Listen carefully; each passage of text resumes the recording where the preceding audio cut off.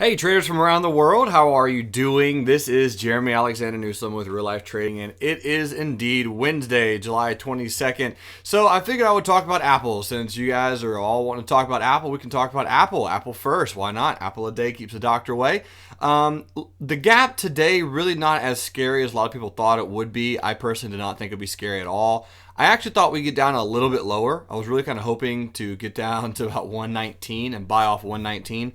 So I actually didn't get filled on any of my buy orders, even though it did gap to a great support. I mean, you got the support from right there, you got the support from the 9th of July, and you got the support from today.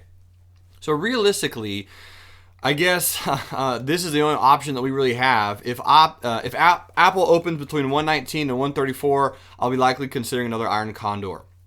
So we talked about iron condors yesterday in the All You Need to Know About Credit Spreads Session 1 video. And that video is right there. There's the link to it. But as of right now, you could do a 115, 110, 135, 140 iron condor on Apple for about a 10% return expiring in August, which is a pretty decent return, I guess. It's not that bad.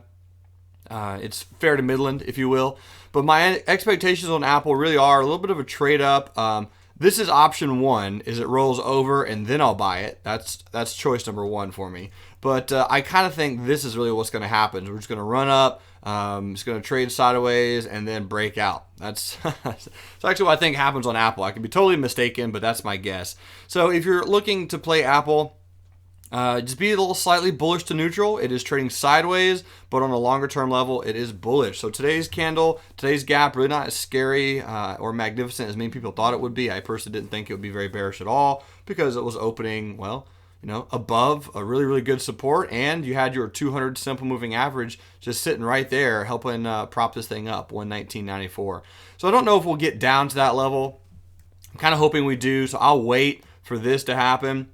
Maybe a little bit of this, and if that happens, then I'll be a buyer. And if I just miss it, then I'll just be more neutrally bullish overall on Apple. So guys, that's my thought. Not a lot changing. If you're in long-term positions, hopefully you exited your protective puts this morning, holding on to them, maybe adding a little bit more, and looking to do some covered calls as and if Apple trades just a little bit higher. Here's Google. Let's look at Google today. Google just continuing higher. A lot of white candles in a row. I'm still waiting for Google to get that solid retest for me to consider buying it. But here was our analysis as of yesterday. Newsome's plan, buy off the 10, 20, or 50 exponential moving average on the hourly until it doesn't work. That's my plan on Google. So here's your hourly chart. And if we hop over here to the moving averages, look how cute. Bounce very, very nicely as soon as they load. But it did bounce really nicely off the 10 today. Haven't even hit the 20 yet, so I was actually hoping that it would hit the 20 today, but it doesn't look like it's going to. So if and when Google does come down to the 20 and bounce, buy it off of that. Just keep buying them off the hourly moving averages until that stops working, and then we'll wait for the bounce off the daily, which is going to take quite a while for the moving averages to get up there. So Google looking like something like this, a little bit of this, a little bit of this. Whenever it happens, we'll be ready. I'll keep you guys posted, but Google, good chance it's going into the thousands. Here's Netflix. Netflix trading sideways. I like it. Be keeping a very close eye on Netflix. I want it to trade sideways just a little bit more, and then I'm actually going to rethink this trigger and probably make it an official swing trade, getting in bullish on Netflix and letting it continue higher. Here's Tesla. So Tesla did trade very, very close to a solid resistance of about 287.76.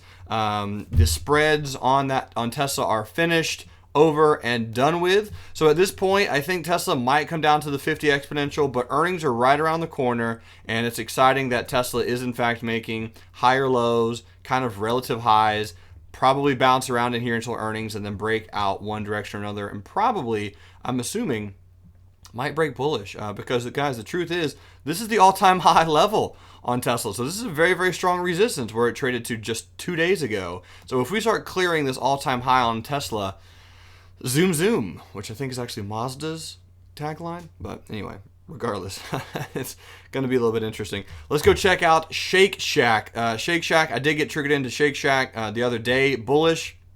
with a close above 54.62.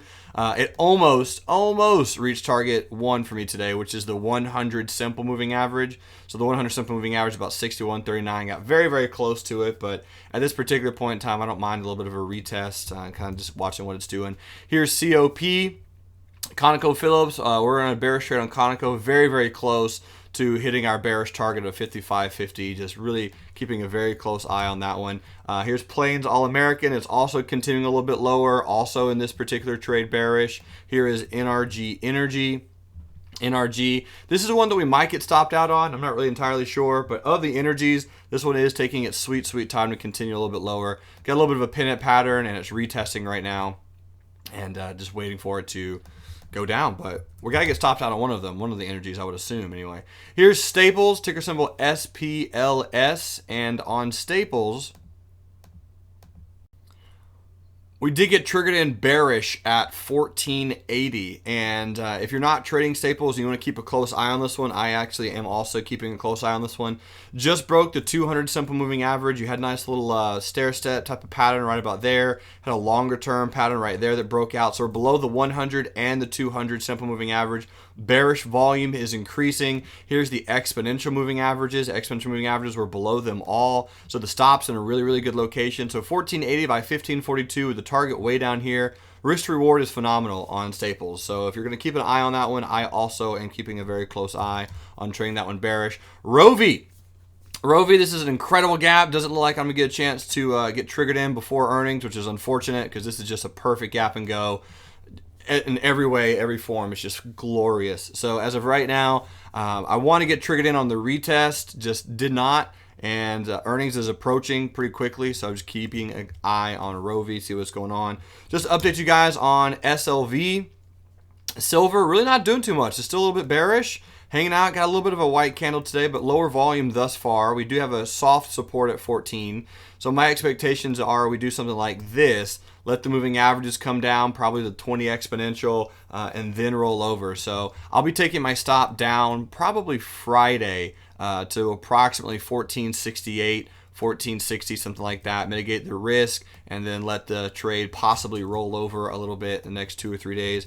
Here's SLW, Silver Wheaton, and just as an update on Silver Wheaton, we are getting very, very close to a target of 1203 for me. So we're getting some sideways candles. I did move the stop down to 1390. So if you're in that trade, 1390 is where I'm moving the stop down to. 1203 is going to be the target for me. And if we hit that, it'll be a very, very huge win on Silver Wheaton. So great job for all of those who got the opportunity to trade silver. Guys, thanks so much for watching this real life stock review. I do appreciate it. The credit spreads class number 2 is going to be tonight. Hope to see you there. And next week, there'll be another class about Elliott Wave. Make sure to check your inboxes. And if you have any questions, let me know. Ladies and gentlemen, until then, remember, love life, live life, and trade it. See you Friday.